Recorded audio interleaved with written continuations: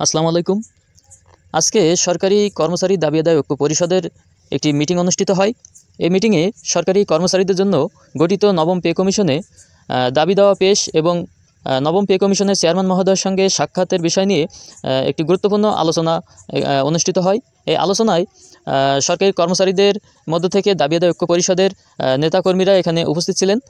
তো এরপরে এই মিটিংয়ের বিস্তারিত আমি এখন আপনাদেরকে জানাবো।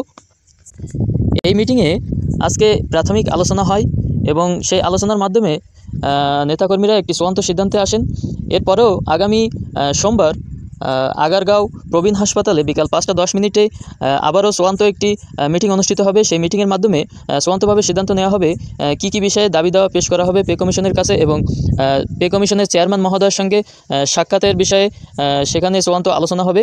বাংলাদেশ দাবি আদায় ঐক্য বাংলাদেশ সরকারি কর্মচারী দাবি আদায় ঐক্য পরিষদের পক্ষ থেকে কিন্তু এমনটি জানানো হচ্ছে এবং এরপরেও এর সঙ্গে সচিবালয় কর্মচারী সংগঠনও থাকবেন। তো পরবর্তী আপডেট পেতে অবশ্যই আপনারা আমাদের এই চ্যানেলটি অবশ্যই সাবস্ক্রাইব করে সাথেই থাকবেন আর লাইক দিয়ে কমেন্ট করে আপনাদের মতামত জানাবেন এবং দাবি দেওয়াগুলো আপনারা কমেন্টে লিখবেন যে কি কি যৌক্তিক দাবি কমিশনের কাছে লেখা বা উপস্থাপন করা যায় সেটি আপনারা কমেন্টে লিখবেন।